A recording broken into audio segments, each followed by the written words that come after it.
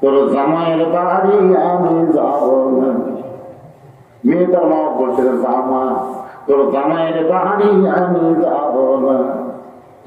তোমার জামাই চাকরি করে ময়দানগঞ্জ সুগার মিলে, মাসে মাসে পত্র পাঠায়, ঘরে আসে না।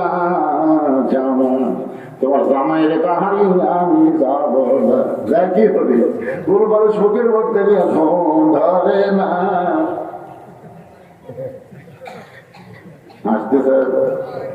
একটা যুবতী বউকে কি একটা যুবক স্বামী যদি মাসের পর মাস বিদেশে থাকে, ওই যুবতী মেয়ে জামালিহি হাসানাত জামিও কেসালিহি সাল্লু আলাইহি ওয়া আলিহি আল্লাহুম্মা আমিন। জান্নাতের বাগান থেকে জান্নাতি মানুষদেরকে দিয়া আমি গুনাহগার তোমার রহমতের দরজায় দোকানা হাত তুলেছি। আল্লাহ হাসরের ময়দানে জাব্বার আর কাহার নামে রুকিয়া তুমি যখন বিচার শুরু করবে, তোমার সামনে দাঁড়ায়া সমস্ত নবীরা নাফসি নাফসি বলে কাঁদতে থাকবে। এমন কঠিন অবস্থা হাসরে হবে, সেদিন সমস্ত নবী তার উম্মতকে ভুলে যাবে, শুধু বলবে আল্লাহ আমার কি হবে, আমার কি হবে। একমাত্র দরদে নবী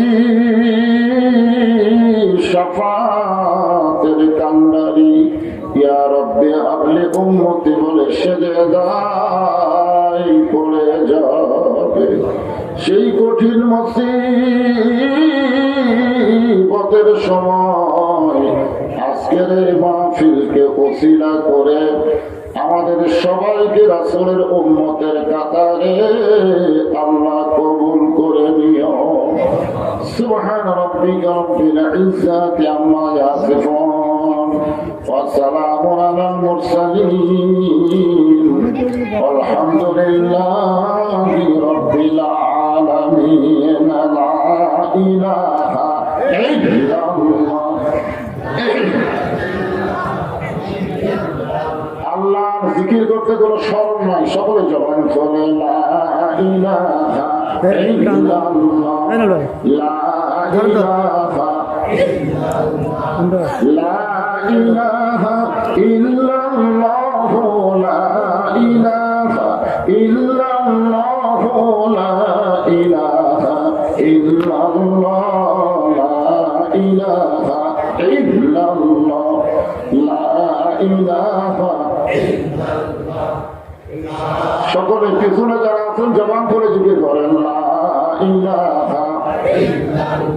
মরণের কালে বুঝিতে পারিবা, কবরে গেলে বুঝিতে পারিবা, এই কলে মার কত গুণ। লা ইলাহা ইল্লাল্লাহ বলরে মুমিনগণ, লা ইলাহা ইল্লাল্লাহ, লা ইলাহা ইল্লাল্লাহ। যার দিলে আছে আমার আল্লাহর ভয়, কার ভয়? যার মনে আছে আল্লাহর ভয়, আল্লাহ আল্লাহ সব সময়। আহারে নিদ্রা ভালো লাগে না, এই দুনিয়া ভালো লাগে না, ভালো লাগে শুধু আল্লাহ। লা ইলাহা ইল্লাল্লাহ, লা ইলাহা ইল্লাল্লাহ মুহাম্মাদুর রাসূলুল্লাহ। রাসূলের মহব্বতে জবান খুলে সকলেই বলবো সাল্লাল্লাহু আলাইহি ওয়াসাল্লাম। গোবর্ধনপুর কেন্দ্রীয় জামে মসজিদ কমিটি কর্তৃক আয়োজিত আজকের এই ওয়াজ মাহফিলে আল্লাহ তাআলা যিনাকে সম্মানিত সভাপতির আসনে কবুল করেছেন, জনাব আলহাজ এবিএম হাবিবুর রহমান আজকের এই মাহফিলের সম্মানিত সভাপতিকে অন্তরের অন্তঃস্থল থেকে আমি শুভেচ্ছা জ্ঞাপন করছি। আজকের এই মাহফিলের সম্মানিত সহসভাপতি মুফতি AKM আশিকুর রহমান, কারি মাওলানা মোহাম্মদ ওবায়দুল্লাহ, সম্মানিত সভাপতি এবং সম্মানিত সহসভাপতি দলকে অন্তরের অন্তঃস্থল থেকে আমি শুভেচ্ছা জ্ঞাপন করছি। আজকের এই মাহফিলের সম্মানিত প্রধান অতিথি যদিও আসতে পারেন নাই, ওনার পক্ষ থেকে মসজিদের উন্নয়ন কমিটির নগদে 20,000 টাকা তিনি দান করেছেন, জনাব মোহাম্মদ বিলজার রহমান। আজকের মাহফিলের বরেণ্য অতিথি, সম্মানিত অতিথি, বিশেষ অতিথি, বহু অতিথি, সকলকেই অন্তরের অন্তঃস্থল থেকে আমি শুভেচ্ছা জ্ঞাপন করছি। আজকের এই মাহফিলের সম্মানিত ওলামায়ে কেরাম, এ জাতির শ্রেষ্ঠ সন্তান আলেম ওলামা। রাসূল বলেছেন, আল ওলামা ওয়ারাসাতুল আম্বিয়া, আলেমগণ হচ্ছে নবীদের ওয়ারিস। আল্লাহ বলেছেন, ইন্নামা ইয়াখশাল্লাহ মিন ইবাদিহিল উলামা। আপনাদের মাঝে মাঝে যে সমস্ত আলেম ওলামা বসে আছেন, মঞ্চে আছেন, মাগরিবের নামাজের পর থেকে এত রাত পর্যন্ত কোরআন হাদিসের আলোকে অত্যন্ত গুরুত্বপূর্ণ আলোচনা করে আপনাদেরকে শোনালেন। এই বয়স থেকে যে তালিম দেওয়া লাগে, তালিম মানে কি? শিক্ষা। 7 বছর বয়স থেকে তালিম দেওয়া, শিক্ষা দেওয়া। কোরআনের মাহফিলে কি করা লাগে, আপনাদের সামনে হজরি করে আপনার কিছুই করেন না, তার মানে কিছু করা লাগবে না।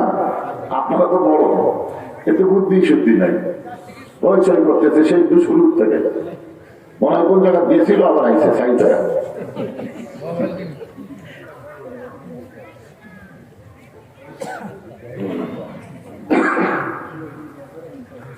আমার সামনে যিনারা বসে আছেন,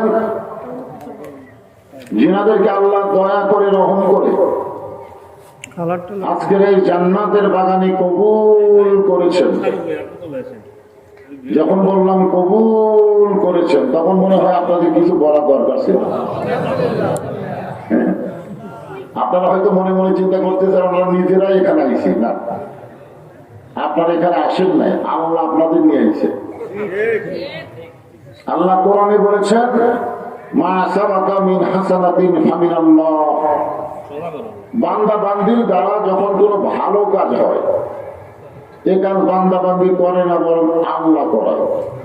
আপনার বলেন যে শীতের রাতে আরামের ল্যাপটপ বাদ দিয়া, কম্বল বাদ দিয়া,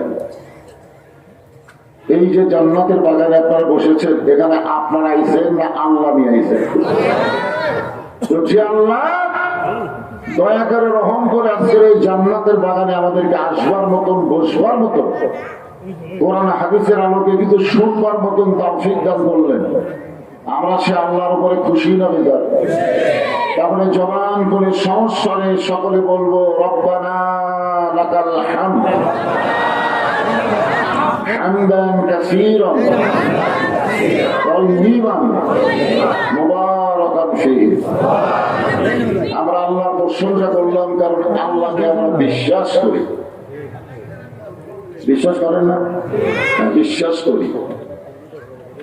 দুনিয়াতে কোন কারো প্রশংসা করলে তাদের লাভ ছাড়া আপনাদের কোনো লাভ হবে না, কিন্তু শুধুমাত্র আল্লাহর প্রশংসা করলে আল্লাহ সে বান্দা বান্দির মতো এত খুশি হবে।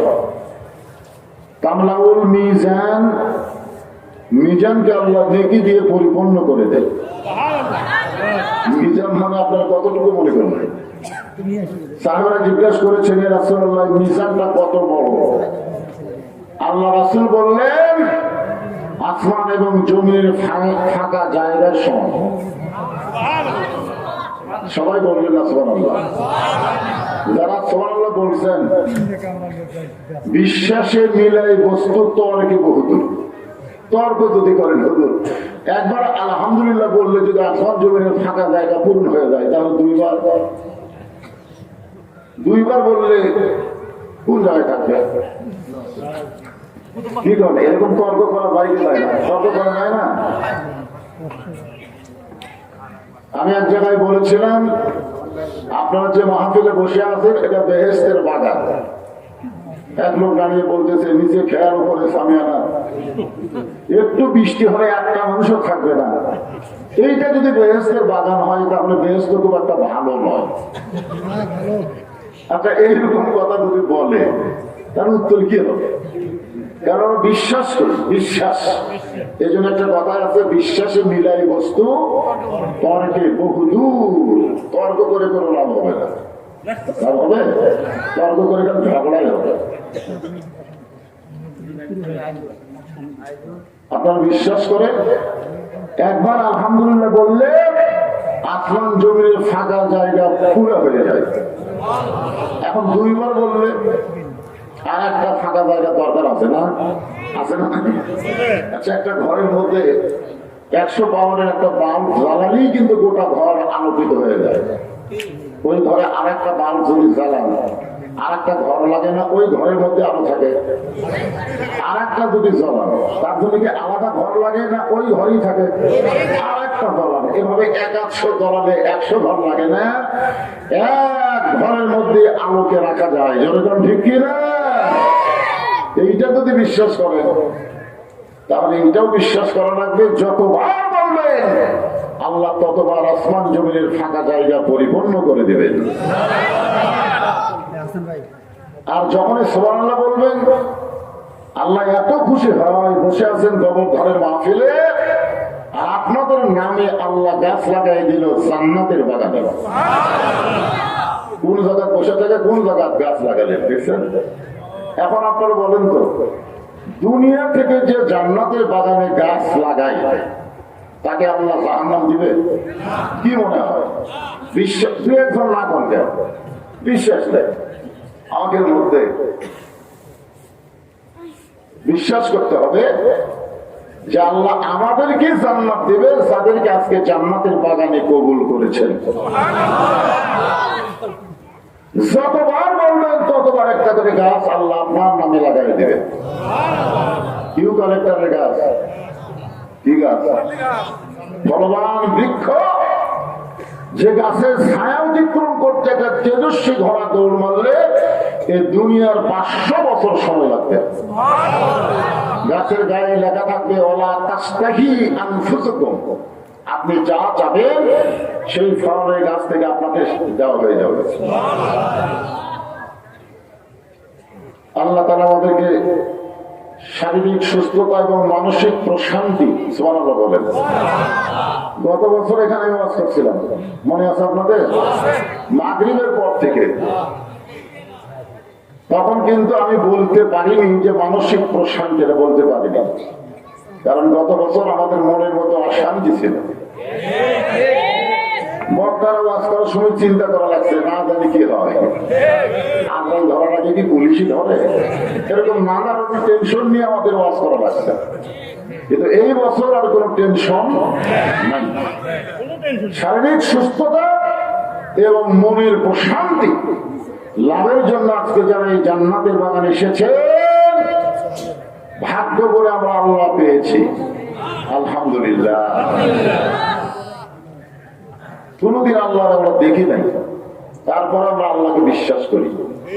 এই মাসটা হলো রজব মাস। জোরে বলেন কি মাস? এই মাসের চাঁদ ওঠার সাথে থাকে আল্লাহ রাসূল একটা দোয়া বেশি বেশি করতেন। সে দোয়াটা গিয়ে দেয় বাচ্চারা, ধ্যান ধ্যান করিস না,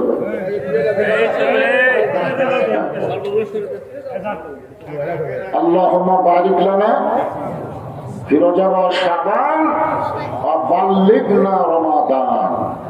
ওয়া বাল্লিগনা রমাদান শব্দের অর্থ হলো আল্লাহ রাসূল বলতেন রমজান পর্যন্ত আমার হায়াতকে বাড়ায়া দাও।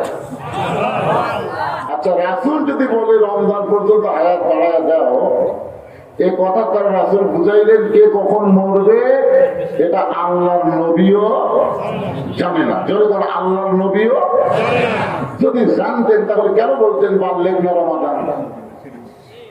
নবী যদি না জানে, আমাদের মধ্যে কিছু কিছু লোক জানে, এত সালের আগে আমাদের নামাইকে ঠিক আছে। আগামীকাল পর্যন্ত আমরা থাকতে পারবো কিনা, আগামীকাল পর্যন্ত আমি বাঁচবো কিনা, এই গ্যারান্টি দেওয়ার কেউ নেই। জয়গান কথা ঠিক কিনা? আর এত সালে তার মানে কি?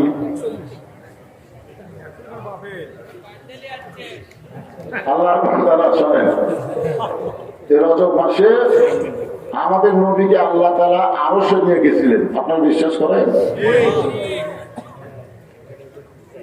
আজ থেকে 1300 বছর আগে, কত বছর? 1300 বছর আগে মুসলমানদেরকে লক্ষ্য করে ইরাকের নাস্তিকেরা 6টা প্রশ্ন করছিল। কয়টা? 6টা। তার মধ্যে একটা প্রশ্ন হলো, তোমাদের নবী আল্লাহর আরশে কোন দিক দিয়ে গেল? সে দরজা কোন জায়গায় আছে, দরজার খবর দেওয়া লাগবে।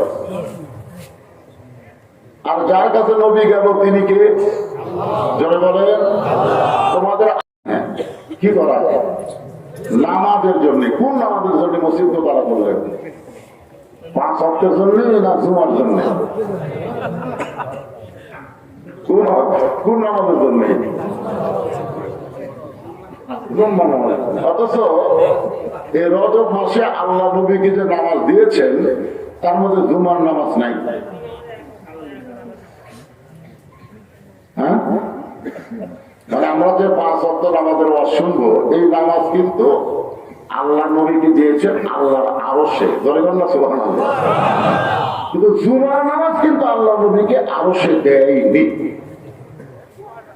আপনারা জুমার নামাজ কখন আইছে দুনিয়াতে আপনারা জানেন? আল্লাহ নবী যখন মদিনাকে কোরআনের রাষ্ট্র ঘোষণা করে নিজের রাষ্ট্রপতির আসনে বসলেন, ওই সময় আল্লাহ তাআলা নবীকে জুমার নামাজ দিয়েছেন। মানে নামাজ কায়েম না হয়ে জুমার নামাজ আসেনি।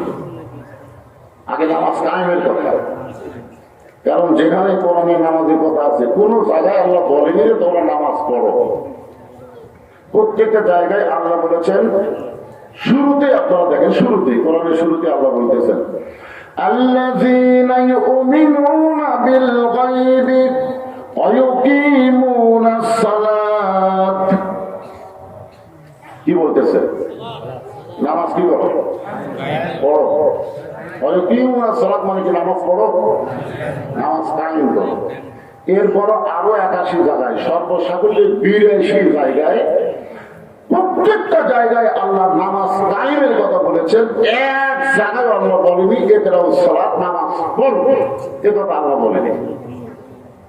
তারপরে নামাজ কায়েম করা মানে আপনারা কি বুঝতেছেন? কায়েম করা মানে কি? এটা আমার আগে কাকুল ভাই ওয়াজ করে গেল, ইন্নাস সালাতা তানহা আনিল ফাহশাই ওয়াল মুনকার। একমাত্র নামাজই পারে মানুষকে যাবতীয় বেহুদা খারাপের কাছ থেকে হেফাজত করতে। আমাদের প্রত্যেকটা যুবক ছেলের হাতে একটা করে মোবাইল আছে না নাই? আচ্ছা, এই মোবাইল তাই আর কি ভালো আছে না খারাপ হচ্ছে? ভালো হচ্ছে। দেখছেন ছোট একটা বাচ্চাটা খারাপ হচ্ছে, কারণ আমার বাড়িতে আমি দেখতেছি আমার নাতিরা মোবাইল সব ভাত খায় না। যখন ভাত থেকে গেলে কান্দে, ভাত থেকেই ভয় করে, তখন মোবাইল চালু করতে গিয়ে গল্প করে খায়।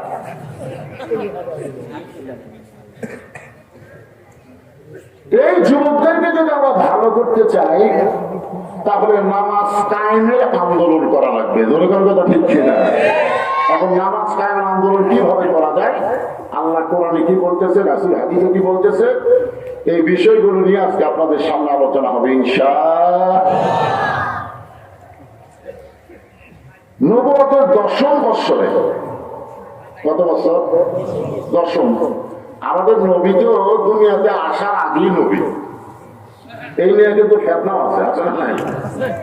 একজন বলেছে যে 40 বছরে আল্লাহ নবীকে নবী হিসাবে ঘোষণা করেছে, তার আগে তিনি নবী ছিলেন না। এই কথা বলার পিছনে কিন্তু বহু ফতোয়া হয়ে গেছে। আমি নতুন করে ফিতনা বানাতে যাচ্ছি না, কারণ ফিতনা মারাত্মক। আমাদের সমাজের মধ্যে ফিতনা ছড়ায় দেওয়ার কিছু শয়তান আছে, যতক্ষণ আছে না না। আর ফিতনা তো আশাদ্দু মিনাল কতল। ফিতনা হচ্ছে কতলের চাইতে মারাত্মক পাপ। আর ফিতনা তো আশা তুমিনার জিনা, আর এক জায়গায় জিনার কথা বলা হয়েছে। এখানে কোনো ফিতনা না। আমরা সবাই বিশ্বাস করব কারা কারা নবী হবে দুনিয়া তৈরির আগে আল্লাহ কিন্তু জানে। দরকার কথা ঠিক কিনা? তাহলে আমাদের নবীদের নবী হবেন এটা আল্লাহ জানি কি জানে না? দুনিয়াবাসীর কাছে প্রকাশ করেছে 40 বছর পরে। এই নবুয়তের 10ম বছর অর্থাৎ 10 বছর নবী হয়ে গেছে। তারপরে আল্লাহ তাআলা নবীকে আরশে নিয়ে গেলেন। নবুয়তের 10ম বছর। কত বছর?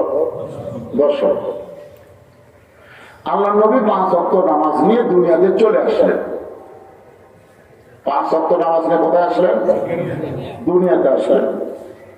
এক সময় আল্লাহ তাআলা আমাদের নবীকে জান্নাত দেখার তৌফিক দিয়েছিলেন। সুবহানাল্লাহ বলেন। নবী যখন জান্নাত দেখলেন, আপনার বলেন তো ভিতরে থেকে দেখলেন না বাইরে থেকে দেখলেন? বাইরে থেকে না, আসলে বাহির থেকে দেখার ভিতর থেকে দেখা দূরে দেখা। আজকে আমাদের বাংলাদেশের অনেক মুসলমান ইসলামকে বাহির থেকে দেখতেছে, যার কারণে তারা বলতেছে রাজনীতির সাথে ইসলামের কোনো সম্পর্ক নেই। মানে এরা বাইরে থেকে দেখে মস্ত বড় মুফতি হয়ে যাচ্ছে, মুফতি ফতুয়া হাঁটতেছে। ইসলামের সাথে রাজনীতির কোনো সম্পর্ক নেই, রাজনীতির সাথে ইসলামের কোনো সম্পর্ক নেই। আর এটা ভিতরে ঢুকে দেখতো আছে না নাই? কোরআনের রাজত্ব নামে একটা সূরা আছে, যখন আছে। হ্যাঁ, সম্রাট শাহজাহান একদিন নামাজের পরে আল্লাহর কাছে হাত তুলে কাঁদতেছে আর বলতেছে, ও বাদশাহ বাদশাহ, তোমার দরবারে আমি ফকির। তার মানে বাদশাকে আর শাহজাহান কি কথা কয় না? বাদশাহ মানে তোমার রাজা, কই রাজা বাদশাহ, যেরকম কথা ঠিক কি? তাহলে বাদশার নীতি হলো রাজনীতি, আর শাহজাহান ফকিরের নীতি হলো ফকরা নীতি। আপনি বলতে পারেন ইসলামের সাথে ফকরা নীতির কোনো সম্পর্ক নাই, এ কথা বলতে পারেন, কিন্তু রাজনীতির সম্পর্ক নাই। আপনি যদি বলেন সব পথের মধ্যে রাজপথ হলো বড় পথ, সব হাঁসের মধ্যে রাজহাঁস হলো বড় হাঁস, সব নীতির মধ্যে রাজনীতি হলো বড় নীতি, আর মানুষ বলে রাজনীতির সাথে ইসলামের সম্পর্ক নাই, এরা ভিতরে ঢোকেনি, এরা বাইরে থেকে ভিতরে ঢোকা লাগবে। তো আল্লাহ আমাদের নবীকে জান্নাতের ভিতরে ঢোকার তৌফিক দিলেন। নবী যখন জান্নাত দেখতেছেন, নবীর চোখ দিয়ে দর দর করে পানি পড়তেছে, আর মুখটা মুচকি মুচকি হাসতেছে। সুবহানাল্লাহ। নবীর সঙ্গে একজন ফেরেশতা ছিল, নাম হলো জিবরাইল। জোরে বলে নাম কি? ফেরেশতা জিবরাইল বললেন, হে রাসূলুল্লাহ, আপনি যদি জান্নাত থেকে বের না হন, আল্লাহ আপনাকে জান্নাত থেকে বের করে দিবে না। কারণ জান্নাতের শর্ত হলো সালাম আলাইকুম তিবতুম ফাদখুলুহা খালিদিন। কেউ যদি একবার জান্নাতে প্রবেশ করে, আল্লাহ বলেছেন খালিদিন, চিরস্থায়ী ভাবে সে জান্নাতে থাকবে। আপনি যদি বের না হন, আল্লাহ আপনাকে জান্নাত থেকে বার করে দিবে না। সঙ্গে সঙ্গে নবী এত গর্ব হলেন, চিৎকার করে বললেন, জিবরাইল, যে কথা একবার বলেছ এই কথা দ্বিতীয়বার বলো না। আমি নবী আমার জন্য না, আমি নবী হলাম আমার উম্মতের জন্য। তুমি কি মনে করো জিবরাইল, আমার উম্মত গুলো দুনিয়া ফিরে আসা, আমি নবী জান্নাতে আরাম করব, এমন নবী আমি নই। জিবরাইল বলে, হুজুর তাহলে কি খবর? রাসূল বলেন, খবর হলো আল্লাহ যদি আমাকে বলতো জান্নাতে থাকেন, তাহলে আমি ঢুকতামই না। আমি সেই নবী, যেদিন আমার সমস্ত উম্মতকে আল্লাহ জান্নাত দিবে, সেই দিন আমি নবী থাকার জন্য জান্নাতে ঢুকবো, মানে আমার উম্মত ছাড়া আমি নবী জান্নাতে ঢুকবো। আলহামদুলিল্লাহ। এই নবী শুধু আমাদের নবী না, আমাদের কি এতে দরুদের মধ্যে আপনার কি বললেন? আল্লাহুম্মা সাল্লি আলা সাইয়্যিদিনা। সাইয়্যিদিনা শব্দের অর্থ কি? কথা কয় না। নেতা বাড়ে ধরে যান। নবী আমাদের কি? শুধু নবী না, আমাদের বাংলাদেশে কিছু মুসলমান শুধু নবী মনে করে, নেতা হিসাবে অন্য একজন মানুষের পিছনে ঘুরঘুর করে। নবীর প্রতি দরুদ পড়ে, নবীর সালাম করে মসজিদের ভিতরে, কিন্তু নবীর সমাজ গড়ার কাছে অনেকের দ্বন্দ্ব মনে বাজে। মনে করে নবী থাকবে মসজিদে, নবী থাকবে মাদ্রাসায়, নবী কেন বাহিরে থাকবে? এরকম মনে করছে আবু জেহেল যে আপনি ঘরের মধ্যে কোরআন তেলাওয়াত করেন, আমরা বাইরে থেকে গেলে কোরআন তেলাওয়াত শুনবো, আপনি যা পাবেন বিনিময় তাই পাবেন, তাই পাবেন। আপনি যদি বলেন যে একটা সুন্দরী যুবতী বউ চাই, আমরা সাপ্লাই দেব। যদি আপনি বলেন ভালো ভালো খাবার, আপনার ঘরের মধ্যে এসে হাজির হবে। যদি 4 লক্ষের সবচেয়ে ধনী হতে, টাকা পয়সা হাতিয়ে দিয়ে আপনার ঘর ভরে দেব। এত কিছু দিবার পরেও রাসূল বললেন যেগুলো আপনারা দিবার পারবেন না সেটাও যদি দেন, আসমানের চন্দ্র সূর্য যদি আমার 2 হাতে তুলে দেন, এক মুহূর্তের জন্য আল কোরআনের আলো ঘরের মধ্যে জ্বলবে না, বিশ্বের সব জায়গায় কোরআনের আলো জ্বালাতে হবে। ঠিক কি না? আল কোরআনের আলো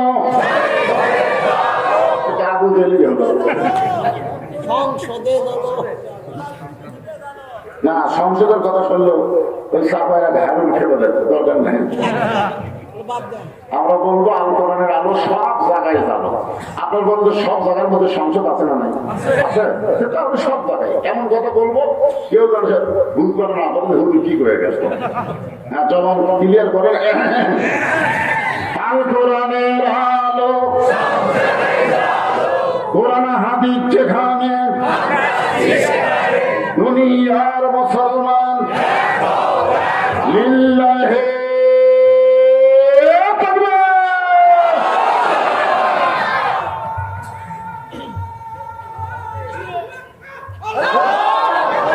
এত কয়েক কাম হয়ে যায়।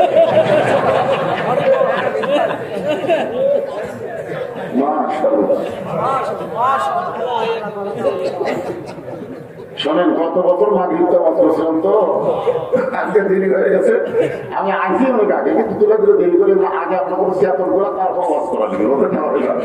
তো বিদ্যুৎ আপনাদের সমস্যা আছে, কিন্তু তাই বলে অত টানা দিয়ে না, আটালির টান হয়ে গেছে।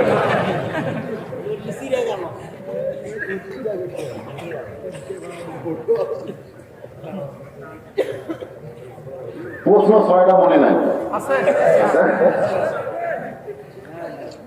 6টা প্রশ্ন করছে 1300 বছর আগে। তখন এরকম অ্যাটম বোমা ছিল না। এখন ভারত ভয় দেখাচ্ছে বাংলাদেশ যদি কিছু বেশি কিছু করে আমাদের হাতে পাওয়ার আছে। হাঁটা কেষ্ট মিটলো সব করছে, কি কথা যাবে। ওর বাড়ি কিন্তু বাংলাদেশি, কিন্তু ভারতের জায়গায় খুব মরদ হয়ে গেছে। তো বলতেছে আমরা যদি ভারত ইচ্ছা করি বাংলাদেশকে দখল করতে আমাদের 15 দিনও লাগবে না।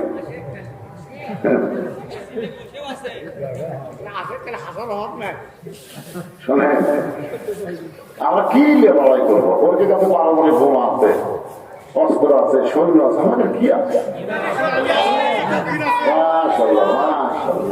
এটাই শুরু করতে চাচ্ছিলাম। আমাদের জাতির পিতার ঈমান ছিল যত বড়ই নমরুদের চুলা থাক সমস্যা নেই, ঈমানের কাছে নমরুদের আগুন যেমন কিছু না। ভারতের যত অস্ত্র থাক বাংলাদেশের মুসলমানের কাছে কিছুই না। কয়েকদিন আগে কি বলেছিল যে আমরা পেঁয়াজ বন্ধ করে, চিনি বন্ধ করে, আলু বন্ধ করে না খেয়ে মারবো। আল্লাহ তাই তোকে লাগবে না। বাংলাদেশ যে উর্বর ভূমি আগে হচ্ছিল মন বিঘাকে 80 মন, এবার হচ্ছে 145 মন। শীতগঞ্জ আমার শ্বশুর বাড়ি, আলু জীবনের মোহ হয় আমরা দেখে দেখি, খালি মাটি টানটা দেখি আলু, ভিতরে একটাও মাটি সব আলু খেয়ে বড় হয়ে গেছে। আমাদের দাব্বাতিন ফিল আরদি ইল্লা আলাল্লাহি রিজকুহা। এরপরে আল্লাহ বলেছেন ফালিয়াবুদু রাব্ব হাযাল বাইত আল্লাযী আত'আমাহুম মিন জু'ইন ওয়া আমানাহুম মিন খাউফ। ওয়া আমানাহুম মিন খাউফ। আল্লাহ বলতেছেন ওই ঘরের মালিকের তোমরা গোলামি করো, নামাজ পড়ো, আমি আল্লাহ তোমাদেরকে সঙ্গে সঙ্গে দুইটা পুরস্কার দিব। 1 নম্বর পুরস্কার হলো তোমাদের রিজিকের কোনো পেরেশানি করা লাগবে না, ক্ষুধা দারিদ্র তোমাদেরকে স্পর্শ করতে পারবে না। আর সমস্ত ভয় থেকে, যত ভয় আছে, অ্যাটমের ভয়, হাইড্রোজেনের ভয়, বোমার ভয়, অস্ত্রের ভয়, সমস্ত ভয় থেকে আমি আল্লাহ তোমাদেরকে পুরোপুরি নিরাপত্তা দিয়ে দিব। নিরাপত্তা দেওয়ার মালিককে আরো জোরে আলহামদুলিল্লাহ। 1 নম্বর হলো নামাজ। এই 4টা বিষয়ের মধ্যে 1 নম্বর হলো নামাজ। এই নামাজটা এত গুরুত্বপূর্ণ, রাসূল বলেছেন লা সালাত লা ঈমানা, যার নামাজ নাই তার ঈমান নাই। ঠিক কয়জন আছে এই জায়গাতে তার জবাব করতেছেন না। আপনাদের মধ্যে এমন মানুষ থাকতে পারে যারা মাগরিবও পড়েনি, এসব পড়ে। আপনার বলেন যে যারা মাগরিব এসে পড়েনি, এরা ফজর পড়বে কিসের দর করতে পারে? 5 ওয়াক্ত আমাদের মধ্যে সবচেয়ে কষ্টের নামাজ হলো ফজর নামাজ। এই ঠান্ডার দিনে ফজর পড়া মানে কি? অনেক হুজুরা পর্যন্ত ফেল করতেছে রে ভাই। হ্যাঁ, হুজুরা করতেছে, কি করবে? তো যারা মাগরিব এশা নামাজ পড়েননি, এই হাদিস অনুযায়ী তাদের খবর কি হলো? লা সালাত আলা দীন, যার নামাজ নাই তার কোনো ধর্ম নাই। বাইনাল আবদি ওয়াল কুফরি তারকুস সালাত, বান্দা কাফের মধ্যে পৃথক করার জিনিসটার নামই হলো নামাজ। এই নামাজ ওয়াজ দেওয়া হবে না। কাতুলি সাহেব বললেন 32 বছর, আমি বললাম 42 বছর, আরো 100 বছর ওয়াজ করেন, ওয়াজ দিয়ে নামাজ হবে না, হবে না। এই জন্যে নবুয়তের 10 বছর আল্লাহ নবীকে নামাজ দিলেন। এরপরও নবী 3 বছর মক্কায় ছিলেন। প্রকাশ্যে আদান হয়নি, প্রকাশ্যে জামাতও হয়নি। রাসূল ভাই, আল্লাহ আপনি কোরআনে বললেন আকিমুস সালাত, নামাজ কায়েম করো, কিন্তু আমরা তো পারতেছি না। নামাজ পড়তেছি একা একা, ভয়ে ভয়ে, একজন খারাপ করে আরেকজন নামাজ পড়ে, তাহলে কায়েম কেমন হবে? পড়াই যাচ্ছে না। করোনার সময় আমরা পড়বারই পারিনি, ধরে কোন কথা ঠিক দিলাম। আমার মাদ্রাসা মসজিদে তার আগে সময় সব মসজিদে ঘোষণা করে দিচ্ছে যে ইমাম, মুয়াজ্জিন, মসজিদ কমিটি সহ সর্বমোট 12 জন। করোনার ভয় এখন কমিটির সব লোক নামাজ পড়ে গেছে, যদি মরে যায়। এখন সাধারণ মুসলিম ভোটার লাগাই সবার চান মাদ্রাসা মসজিদে, হুজুর আপনি কি করবেন বাইরে? তাহলে 2 জন তোমরা গেটে খাড়ায় থাকো, পুলিশের তোর গাড়ি দেখলি খালি একটু ইশারা দেবে, আমরা 1-2 জন একটা গাড়ি দেখে মনে করছে পুলিশের গাড়ি দেখে, পুলিশ কতি স্যান্ডেল ধরে পড়ে আসে, নিয়োগ করার পরে নামাজ ছেড়ে দেবো। করোনার ভয় কিন্তু না, পুলিশ জরিমানা করবে 5 টাকা 32 জন লোকের সমস্যা। আল্লাহ বলেন হাবিব, মক্কায় আপনাকে আমি নামাজ দিয়েছি, তো নামাজ কায়েমের পরিবেশ মক্কায় নাই। নামাজ কায়েমের পরিবেশ করতে গেলে আপনাকে যেতে হবে মদিনা। দিনের বেলা না, রাত্রে বেলা, গভীর রাত্রে মক্কা ছেড়ে আপনাকে মদিনায় হিজরত করা লাগবে। চিন্তা করে দেখে, নামাজ কায়েমের জন্য নবী মক্কা ছেড়ে কোথায় যাবেন? একটু হোহা করে কোথায় যাবেন? গভীর রাত্রে একদিন হিজরতের হুকুম হবে, সেই দিন আপনি মক্কা ছেড়ে মদিনায় যাবেন। আল্লাহ হিজরতের হুকুম দিল ওই দিন, যেদিন মক্কার 37 জন নেতা আল্লাহ নবীর বাড়ির চারিধার ঘেরাও করছে। যতদিন নবীর বাড়ির চারিধার ফাঁকা ছিল, কেউ ঘেরাও করবে, তখন আল্লাহ হিজরতের হুকুম দেয়নি। যেদিন দিছে সেদিন নবী জানলাতে দেখতেছে, গাও লিয়া, চাইনিজ কুড়াল লিয়া, ফালা লিয়া, লাঠি দিয়া নবীর বাড়ির চারিধার ঘেরাও করছে। আল্লাহ বলতেছে এখন হিজরত করে। নবী বলে কেন এরকম কঠিন অবস্থা আল্লাহ হিজরত করতে বলার পিছনে আল্লাহর কারণ কি? যেদিন কেউ ছিল না সেদিন আল্লাহ হিজরতের হুকুম দিল না, আর এইভাবে বাড়ি ঘেরাও করছে, আর এখন বলছে হিজরত করে। আল্লাহ নবী ডাক দিলেন, আলী লব্বাইক ইয়া রাসূলুল্লাহ। নবী বলেন, আলী আমার বিছনায় তোমাকে ঘুম পাড়তে হবে, ওরে তার চাদর দিয়ে। আলী বলছে, তুমি কেন? বলে, দেখো চাহিদা আমার ঘেরাও করছে, মারার পরে তুমি আমার বিছনাতে এমন ভাবে থাকবে পারাপান মনে করে আমি ঘুমে আছি, এই মনে করে তোমার বসাবে, মনে করবে নবী ঘুম পাচ্ছে, ঘর থেকে বাড়ায় না গেলে জানলাতে মারো, এই মনে করে তোমার বসা মারবে আর আমি চলে যাবো। আমি কই, দুটো আপনি কোথায় যাবে? ওর অত সমাজ দরকার নাই, বিচার ঘুম পাড়বো কেন সেটা, কিন্তু আমার মনে করে কিন্তু মারবে। এইরকম কথা বললে কেউ বিশ্বাস শুনতে? হযরত আলী বললেন, ইয়া রাসূলুল্লাহ আমার আপত্তি নাই। রাসূল বলেন, আলী একটাবার চিন্তা করো। আলী বলতেছে, আমার জীবনের চাইতে আপনাকে ভালোবাসি, আপনি নিরাপদ হলেই ইসলাম নিরাপদ হবে। ওরে তামানে চাদর দিয়ে হযরত আলী ঘুমায় গেলেন। রাসূল তো মানুষ, মনের মধ্যে সন্দেহ হচ্ছে, কেউ ঘুমালেও না কান দিচ্ছে, চাদরের মুড়ি তুলে দেখে, ওরে বাবা, জানে মৃত্যুর বিছানা, তারপরে ঘুম পাড়ে, জানে রাত 12টায় ফাঁসি হবে, তারপরে ঘুমায়। আছে না নাই? নির্কাশা হলে উকিলকে বলতেছে, কে খবর কি? বলে, আজকে রাত 12টায় আপনার ফাঁসি হবে স্যার। বলে, এখন কবে? কয় টাকা? 9:30। আলহামদুলিল্লাহ, এখন 2.5 ঘন্টা আছে। ঘুম পাড়ি বুঝতে কি করবো, 2 ঘন্টা ঘুম পাড়ি, এখন যদি না পায় ঘন্টা আসছে। উকিল ভাই মানুষ না, ভাত খাবে, সে এখন পাবি আমাদের। উকিল মন খারাপ করে চলে গেছে। 2 ঘন্টা পরে এসে দেখে ফাঁসির কন্ডম ছেলে নাকটাকে ঘুম পাড়িছে। উকিল চিন্তা করে 8 ঘন্টা পর ফাঁসি হবে, এই মানুষটা এরপরও কেমনে ঘুমাই? পায়ের বুড় আঙ্গুলে যখন একটু নড়াইছে, ঘুম থেকে চেতন পায়, বলো উকিল ভাই ফাঁসির যে সময় হয়েছে, বলে এখনো 8 ঘন্টা বাকি আছে।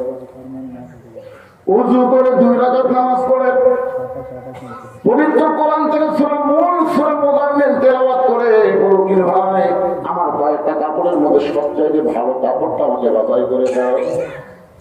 উকিল ভালো পাঞ্জাবিটা বাছাই করে দিলে, ওইটা যখন গায়ে গিয়ে বলে, ভাই যান তোমার কাছে কি চিরুনি আছে? বলে, হ্যাঁ। চিরুনির যখন চুল হাসায়, বলে, দেখো তো আমার কেমন লাগতেছে। উকিল কান্দার বলে, স্যার আপনার ফাঁসি হবে, আপনি কি শ্বশুর বাড়ি যাবেন, এমন করে কেন শাস্তেছেন? আল্লাহ নবী চোখে পানি নিয়ে মুচকি হাসিটা বলতেছে, ঘুমের মধ্যে আল্লাহ পাক আমাকে জানাইছে, অন্যায় ভাবে যাদের ফাঁসি দেওয়া হবে তারা মরবে না, তাদেরকে আল্লাহর জান্নাত দিয়ে বরণ করা হবে। ولا تقولوا لمن يقتل في سبيل الله أموات بل أحياء ولكن لا تشعرون।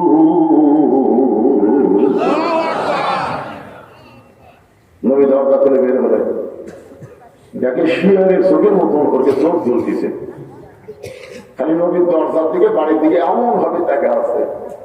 রাসূল ভাই, আল্লাহ কি করি? আল্লাহ তাই কিছু করা লাগবে না, আপনার কাছে যে অস্ত্র আছে। وَنُنَزِّلُ مِنَ الْقُرْآنِ مَا هُوَ شِفَاءٌ وَرَحْمَةٌ لِّلْمُؤْمِنِينَ।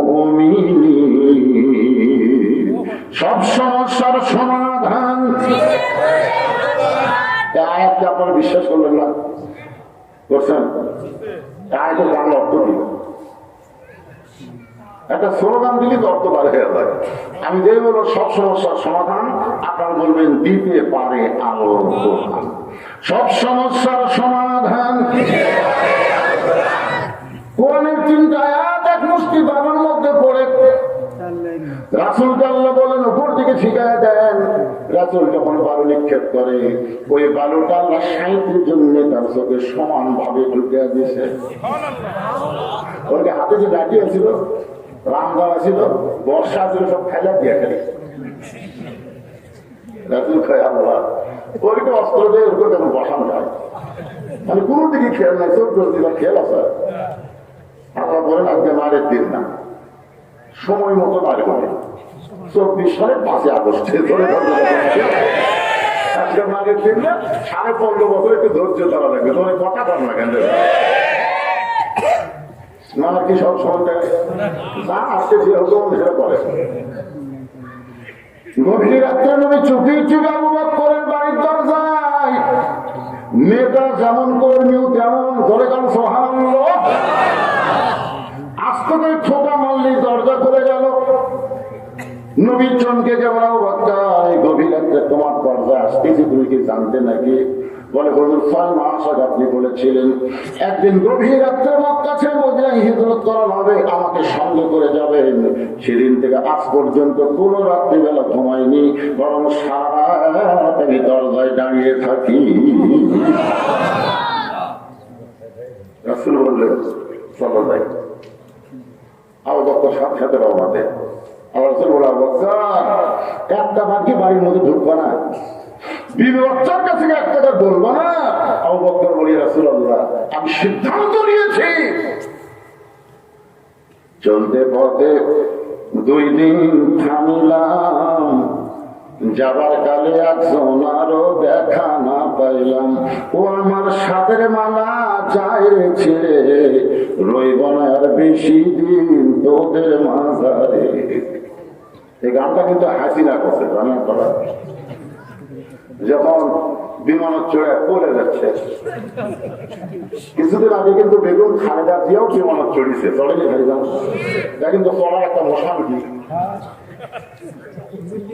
আসলে এই মানুষটাকে হাসিনা খুব অমর করছে, যার 2 এতিম সন্তানকে লালন পালন করছে, আর সেই মহিলাকে এতিমের আত্মসাতের একটা মিথ্যা কেস দিয়ে অন্যায় ভাবে 5 বছর জেল দিল, আপিল করলো 10 বছর হয়ে গেল।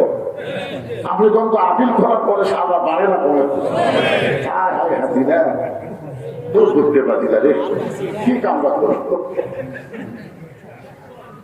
গতবার তার কাছে অসুস্থ হয়েছে, বিদেশে চিকিৎসা করার একটা আবেদন করলো, একটাই কথা বলে আইনে কোনো খবর নাই, আইনে কোনো ফাঁক নাই।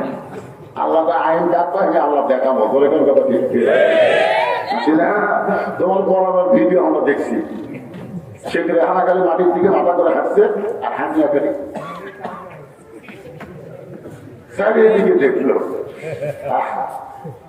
তখন হাঁটিনা মনে মনে গান করছে, যাবার কালে এক সামসার দেখা না পাইল।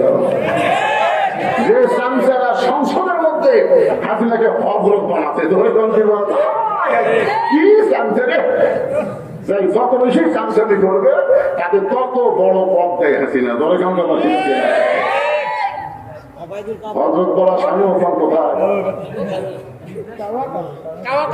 আরে কাওয়া কাদের ও আসে, সেটা বলে আবার কতদিন করবেন তাও। এবার কি করতেছেন? কত বছর মাকে ওয়াজ করছে 2 ঘন্টা যে মন করে, এবার রাত্রে যাওয়ার দিন আগে চলতে থাকবে কতক্ষণ আবার ওটা বসে জানতে পারতেন দেখি না প্রশ্ন খালি খেয়ে দেবেন, কোরআন থেকে উত্তর করে তোমার কাছে এবার নাস্তিকেরা তা বলবো তাই। আল্লাহ শুধু আমাদের আল্লাহ না, আল্লাহর কোরআন আমাদেরকে দিয়েছে উচিত জবাব দেওয়ার জন্য। ধরে কথা বুঝছে না? তোমরা বলো ইসলামের সাথে রাজনীতির সম্পর্ক নাই, আজকের পাপক দেখানো দেখা যাও আছে না। মিডিয়ার মাধ্যমে গোটা পৃথিবী ফায়দা হয়ে যাচ্ছে, মনে করতেছেন আমরাই কয় এইগুলোর মাধ্যমে আমেরিকার যারা আছে তারাও দেখতেছে, ব্রিটেন ফ্রান্সে যারা বাংলাদেশে আছে তারাও দেখতেছে। ঠিক কিনা? এমনকি আমার ওয়াজ পর্যন্ত পিনাকি ভট্টাচার্য হিন্দু হয়েও দেখে। বানায়নি ভিডিও, বানায়নি আধারে, আর আমাকে দিয়ে একটা ভিডিও বানায়। একটু মনোযোগের সঙ্গে আবু বকরকে বললেন চলো যাই। নবীর সঙ্গে রওনা দিলেন। মক্কা থেকে মদিনার উত্তর দিকে, কিন্তু নবী চললেন পূর্ব দিকে। আল্লাহ যদি মদিনায় হিজরত করতে পারে তাহলে উত্তর দিকে যাওয়া লাগবে, আপনি পূর্ব দিকে কেন চলতেছেন? রাসূল আবু বকর, ওই যে একটা পাহাড় দেখতেছো, ওই পাহাড়ের উপরে একটা গর্ত আছে, এই গর্তের ভিতরে আমাদেরকে আত্মগোপন করা লাগবে। আত্মগোপন মানে লুকালুকি। আপনার বাড়ি থাকেননি, আপনি বিএনপি করবেন, আপনি জামাত করবেন, আপনি ইসলামে আন্দোলন করবেন, আর আপনি বাড়ি পৌঁছলে আরামে ঘুম পাড়বেন। সিরাজগঞ্জ রোডে থাকতি আর বউ মোবাইল করে বললো খবর কি, একবার রোডে বাড়িতে আসবে না, সন্ধ্যার পর থেকে পুলিশ খালি ঘুরতে আজকে কিন্তু সাইজ করবে। আমি শ্বশুরকে বললাম আব্বা না বাবা আমার একটু অটো চলবে না। আমি চিন্তা করলাম কাক বলবে, বন্ধু বান্ধব 3-4জনকে দিলাম, ভাই আপনি ডাকি ভাই আপনার টাকা। তখন বললো গাড়ি 8 কিলো খাটা দিয়ে আলুর বাবুর মধ্যে কম্বল পায় আর কি। লুকালুকির আসলে শূন্য যেটা কেন সবাই এই শূন্য যারা পালন করেননি এরা পালন করেন। আপনি এমন একটা দল করেন শয়তান যেন আপনাকে খোঁজে, দরকার কেন রেখে কেউ যদি বলে আমার কোনো টেনশন নাই, আমি দিনে খাই রাতে ঘুমাই, তুই শয়তানের দল করিস, তোর টেনশন হবে দূর থেকে। মাটি থেকে 5,600 ফুট উপরে, 5,600 ফুট উপরে একটা গর্তের মধ্যে নবী আবু বকরকে নিয়ে, নবী দুর্বল হওয়ার কারণে আবু বকরের কুরাতকে বাড়ি বানায় ঘুমায় গেলেন, কিন্তু আবু বকর ঘুমায় না। কিছুক্ষণ পরে দেখে গায়ে সুরের গরমে নবীর কপাল ঘেমে মুখটার টানার মতন ঘাম বের হয়ে গেছে। আবু বকরের বড় লোভ হলো ওই ঘামটা যদি হাতের মধ্যে নিয়ে আমার চেহারার মধ্যে মালিশ করতে পারতাম, অন্তত বলতে পারতাম আল্লাহ আমাকে আঘাত দেওয়ার আগে নবীর ঘামের কথা একটাবার চিন্তা করে। নবীর কপালের ঘাম নিয়ে যেই মাত্র চেহারার মধ্যে মালিশ করেছেন, 4 সূর্য গ্রহ তারা তারি নূরের ইশারা, নইলে যে অন্ধকারে ডুবিত এই তরণী। সবাই বলেন নবী মোর পরশমণি, নবী মোর সোনার খনি, নবী নাম ভাবে যেজন সেই তো দোজা হানির ধ্বনি। গর্তের মধ্যে লক্ষ্য করে দেখে বাম সাইডে একটু উপরে একটা ছিদ্র দেখতে পাই। আবু বকরের মনের মধ্যে বড় ভয় হলো, এই ছিদ্র দিয়ে যদি কিছু বের হয়ে আমার নবীকে কামড় দেয়। গর্তের মধ্যে মানুষ হলো 2 জন, ধরে কোন কয়জন, কিন্তু কিছু বের হয়ে শুধু নবীকে কামড়াবে। নবীর প্রেমে আবু বকর এমন ভাবে হাবুডুবু খাওয়া শুরু করেছে, আবু বকরের অস্তিত্ব ভুলে গিয়ে 2 চোখ শুধু নবীর দিকে তাকায় আছে। শিশুকালে মহিলা গেছে মা, গর্বে থাকতে মরছে পিতা, নবী চোখে দেখলেন না। কে গরিবে লালন পালন, কে দিবে সান্ত্বনা, এই দুনিয়ার বড় এতিম নবী ছিলেন একজনা। বাম পাখা যখন ছিদ্রের মুখে লাগাই দিচ্ছে, এমন সময় লিয়াবলুয়াকুম আইয়ুকুম আহসানু আমালা, যেরকম সুবহানাল্লাহ, পরীক্ষা হবে, সুন্দর আমলের পরীক্ষা হবে। আগামী ভোটে সুন্দর আমলের পরীক্ষা হবে। আমার ভোট আমি দিব, যাকে খুশি তাকে দিব, এই স্লোগান বাদে বলতে হবে আমার ভোট আমি দিব, দেখে শুনে বুঝিয়ে দিব। দলে গান কথা লিখতে না, কোন চোর, কোন দুর্নীতিবাজ, কোন বাটপারকে আমার ভোট দিয়ে আমি সংসদে পাঠাবো না। দলে গান কথা লিখতে না, আপনাকে আমরা বিবেক দেয়নি। অনেক মানুষ জান্নাত দেওয়ার সময় আমরা বলবো রে তোর তো জান্নাত দিবারই পেতাম, কিন্তু এত রড সিমেন্ট চুরি করছো। মানে জীবনে কোনো ইলেকশন করে নেতা বলে আমার আমার নামে রড সিমেন্ট, তুই যা সিলভার তো বুঝে চুরি করতে। ইন্নাল্লাহা ইয়ামুরুকুম আন তুআদ্দুল আমানাতি ইলা আহলিহা ওয়া ইযা হাকামতুম বাইনান নাস আন তাহকুমু বিল আদল। যেরকম সুবহানাল্লাহ। একটু মনোযোগ দিয়ে শুনবেন, লিয়াবলুয়াকুম আইয়ুকুম আহসানু আমালা। আল্লাহ বলে বিষাক্ত সাপ ওয়াদাতা পাহাড়ে ঘুরিস কেন? ওই গর্তের ভিতরে ছিদ্র যে পাটা লাগায় দিছে এই পায়ের তালুতে কামড় মার। আল্লাহ হুকুমে একটা বিষাক্ত সাপ এসে বিষ মুখের মুখে নিয়ে আবু বকরের পায়ের তালুতে যখন কামড় বসায় যায়, আবু বকর কান্দে বলে, সাপ রে তুই মনে করছিস যে তোর বিশেষ যন্ত্রণা আমি পা টান দেব, দরকার হলে আমি মরে যাবো, কিন্তু পা টান দিয়ে নবীকে কামড় দেওয়ার সুযোগ পাবি না। সাপ আবার কামড় মারে, আল্লাহর হুকুমে আবার কামড় মারে। কিতাবের মধ্যে আছে 5-5বার সাপটা কামড় মারলো, গোটা দেহ ধর করে কাঁপতেছে। অসতর্ক মুহূর্তে এক ফোঁটা চোখের পানি নবীর গান মোবারকে পড়েছে। নবীর চোখ ধরে বলা, বাচ্চা এরকম কান্দার পেছনে কারণ কি? তুই বাচ্চার কথা মনে করে কি তুমি কাঁদতেছো? আবু বকর বলে, রাসূলুল্লাহ আপনি যখন ঘুমায় গেলেন ছিদ্রের মুখে পাটা লাগাইছি, কি যেন বারবার কামড় দেয়, কান্দে দেখে বিষাক্ত স্বপ্ন। এগুলো একবার কামড় দিলে আমাকে ঘুম থেকে চেতন করতে পারতা, কিন্তু ঘুম থেকে চেতন না করে এতবার কেন সাপের কামড় তুমি হজম করলাম? আবু বকর বলে, রাসূলুল্লাহ আমার জীবনের চাইতে আপনার ঘুমের দাম বেশি, আমি মরে যাব কিন্তু ঘুম থেকে চেতন করার বেয়াদবি আমি সহ্য করব না। এটা গায়ে সুরের সামান্য কাহিনী করিলাম, রাত শেষ। আবু জেহেল যে পড়া দিলাম যে তো বাড়াবার পারবে। আবু সুফিয়ান বলে, নেতা তাহলে আজকে আমাদের ফেরত যায়। আবু জেহেল বলে, না এই 7-8 জন নেতা একত্র হওয়ার সুযোগ আর নেই। আজকে যখন আমরা একত্র হয়ে মারার জন্য আইছি, মাইরেই যাবো। তো বলে কি হবে? ঘরের মধ্যে ঢুকে টানা কাটতে, তারপরে আবু জেহেলের কথা মতো আবু জেহেলের নেতৃত্বে 60 জন নেতা নবীর ঘরের দরজায় গিয়ে যেই মাত্র দরজা টান দিয়ে খোলে, দেখে চাদরের মধ্যে নাক দেখে ঘুম পাচ্ছে, মাথা ঢাকা, পা ঢাকা। আবু জেহেল খেলে এক মরার জন্য আমরা সারা রাত পড়া দিই, আর এইভাবে ঘুম পড়ে। আবু জেহেলের একটা কান চাইছিল, নাম হলো উলিদ বিন মুগিরা। ওর হাতে একটা বর্ষা ছিল, ধরে কমতি ছিল, এই বর্ষাটা চাদরের উপর দিয়ে মারে। যাকে মারার জন্য সারা রাত চেতন থাকি, আমি ঘুম পড়ে, এক না মারা পর্যন্ত শান্তি নাই। এই বলে যেই মাত্র বর্ষা মারতে চাই, নবী আবু জেহেল খপ করে বর্ষাটা ধরছে। এই ঘুমন্ত মানুষকে মারার বাইরে নেই। আচ্ছা, এই ফতুয়া আবু জেহেল কেন দিতে কম? এই ফতুয়া দেওয়ার পিছনে কারণ হলো আল্লাহর নবী যে সত্যি নবী, এটা আবু জেহেল জানে।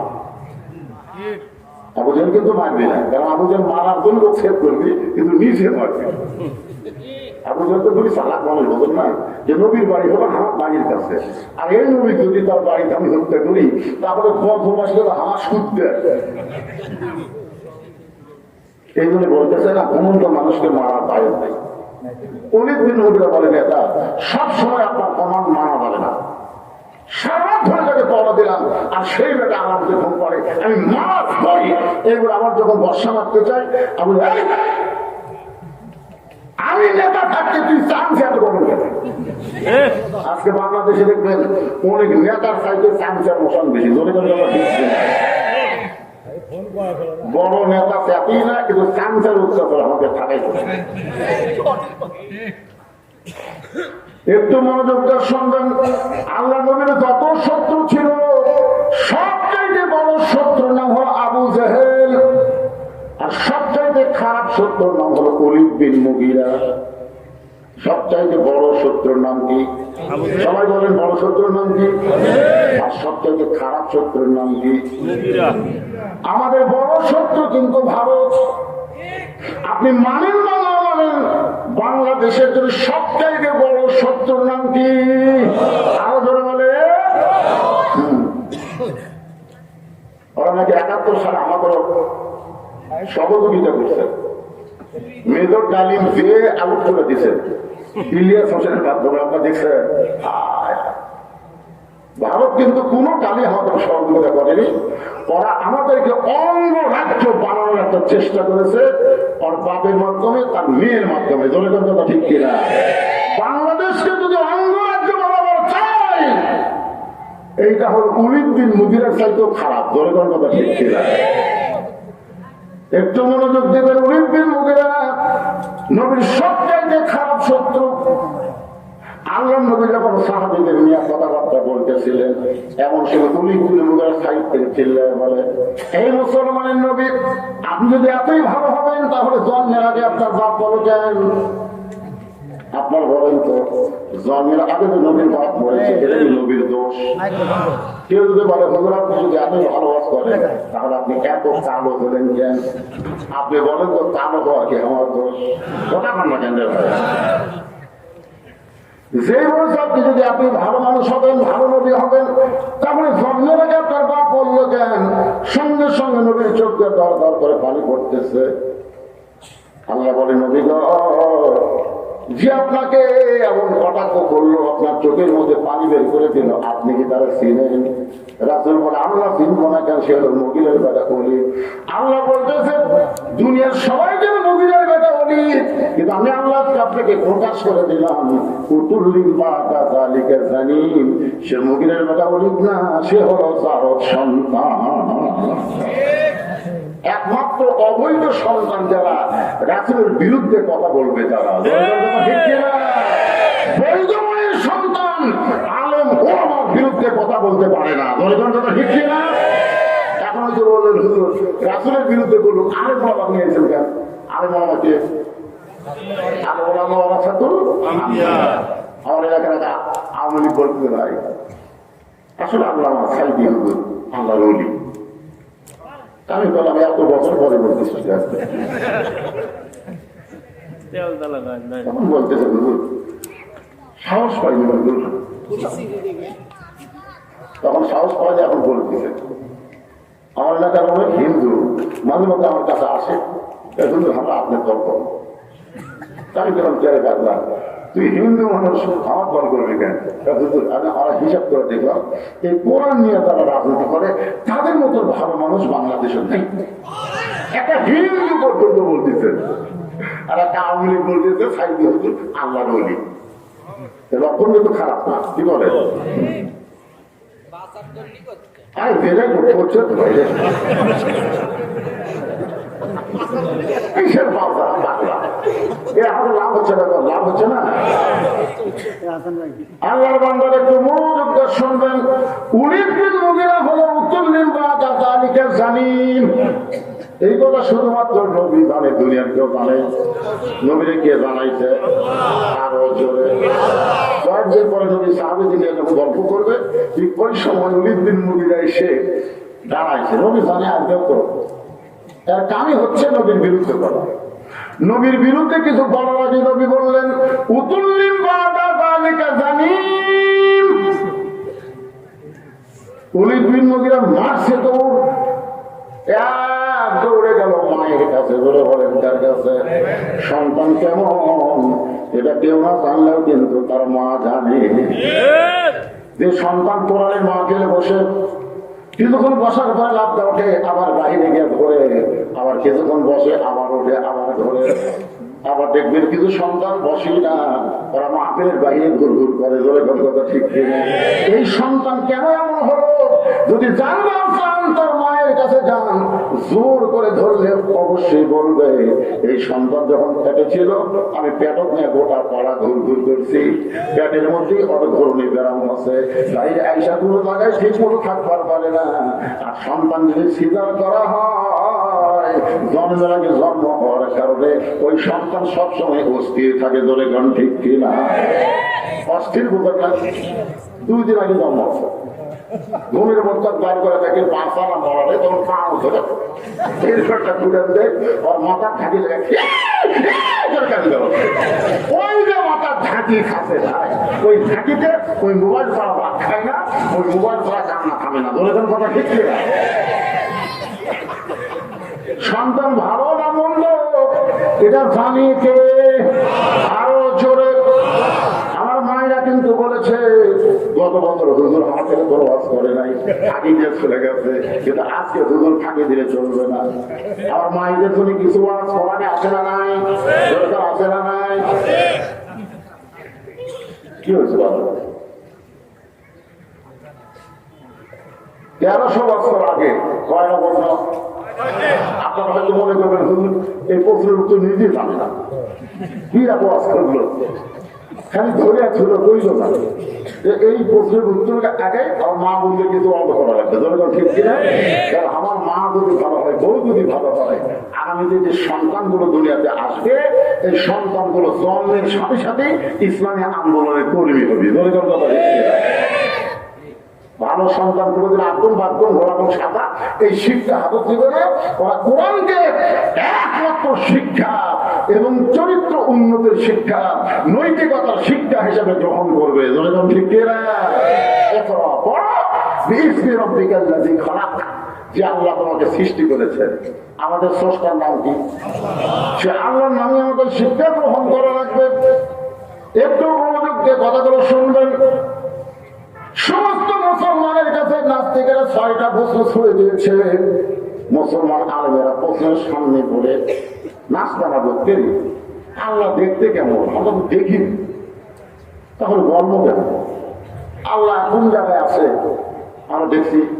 মুসলমান বলছিল রবকে আগে আল্লাহ আমরা দেখতে চাই, আমরা বলছি নাম তারানি সম্ভব না। আল্লাহ ঘরটা কেমন, আল্লাহ কোন দিকে বসে আছে, আল্লাহ এখন কি করতেছে? আর নবী ব্যাপারে তারা প্রশ্ন করেছে, নবী কোন দর লাগে, আল্লাহর আরশে গেল দর লাগে, আল্লাহ লাগবে। সমস্ত আলেমেরা প্রশ্নের সামনে যখন নাচতে না বসবে, মহরম মাসের 10 তারিখে বিশাল একটা কনফারেন্স, বিশাল একটা মিটিং করা হলো। সেই মিটিং এর মধ্যে খ্রিস্টানদের পাদ্রী এবং নাস্তিকদের ধ্বজাধারী ঘোষণা করে দিল, এই 6টা প্রশ্নের উত্তর যদি মুসলমান দিবার পারে, তাহলে আমরা সব নাস্তিক মুসলমান হয়ে যাব। আর যদি দিবার না পারে, তাহলে আমরা বলবো ইসলাম হলো একটা ভুয়া ধর্ম। আপনার বলেন তো ইসলাম কি ভুয়া? আল্লাহ কোরআনে বলেছেন, ইসলাম দীনান ফালাই ইউকবালা মিনহু। আয়াতের বাংলা অর্থ হলো, ইসলাম ছাড়া অন্য কোন জীবন ব্যবস্থা এ ধর্ম হিসাবে যদি গ্রহণ করে, লা ইউকবালা মিনহু, আল্লাহ বলেছেন সেইটা কখনোই কবুল করা হবে না। তারপরে আল্লাহর কাছে একমাত্র ধর্মের নাম কি? সবাই বলা হয়, যেটা আমার বাপের কথা বললাম না, আমার কোরআনের কথা বললাম। একমাত্র ধর্মের নাম কি? আরো জোরে ধরছে বলুন, ইন্না দীনা ইনদাল্লাহিল ইসলাম। একেবারে বাহাতে ছেলে একটা আলেমও যায়নি যে অবান্তর প্রশ্নের উত্তর কেন দেবে। খ্রিস্টানরা যখন বলবে ইসলাম তখন মাত্র 13 বছর 6 মাস বয়সের একটা বাচ্চা